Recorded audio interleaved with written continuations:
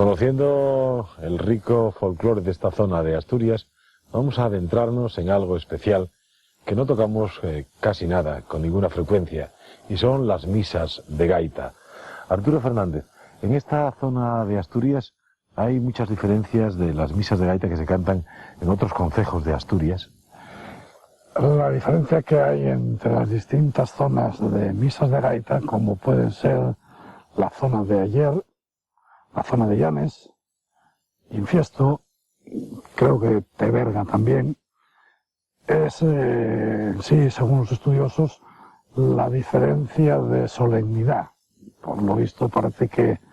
esta misa que yo canto del Concejo de Salas es más solemne, repito, según los estudiosos,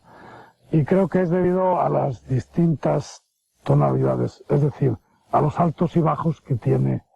en sus distintos versículos. En el Kyrie,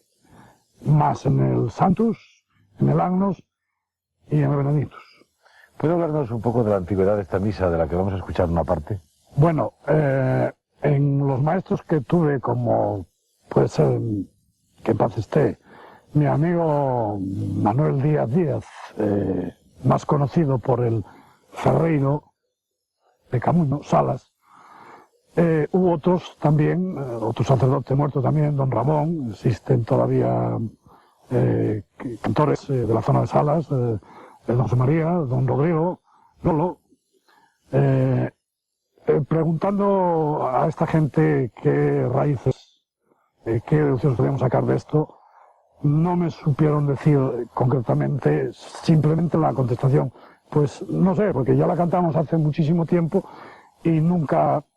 pude llegar al meollo de la cuestión, digamos. Espero que, y supongo que algún día podré tener contacto con alguno del IDEA, el Instituto de Estudios Asturianos, y poder estudiar un poco, ver de dónde parte esta raíz.